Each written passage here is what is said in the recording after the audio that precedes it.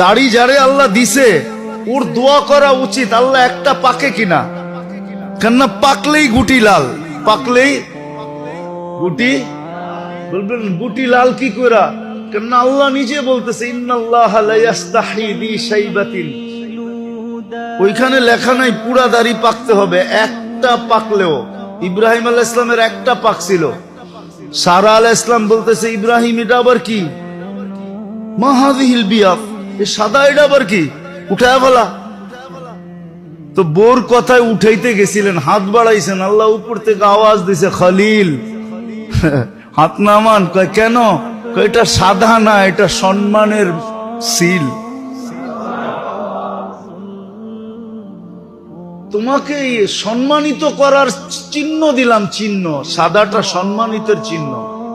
তো যার দাড়ি উঠছে ও তো কাটবে দূরের কথা, ও তো সারাদিন খতম পড়াবে, একটা পাকে কিনা।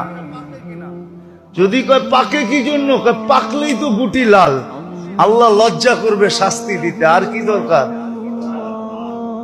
আর জাগো সব ডিপাইকা গেছে, ওগো তো কোনো কথাই নেই, ওগো তো ডেলি খুশির জন্য মানুষে ফুল দেওয়া দরকার।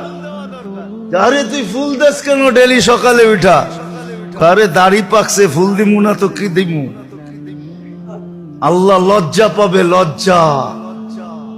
তো দাড়ি দেখে তো জান্নাতে চলে যাবে, কসম খোদা।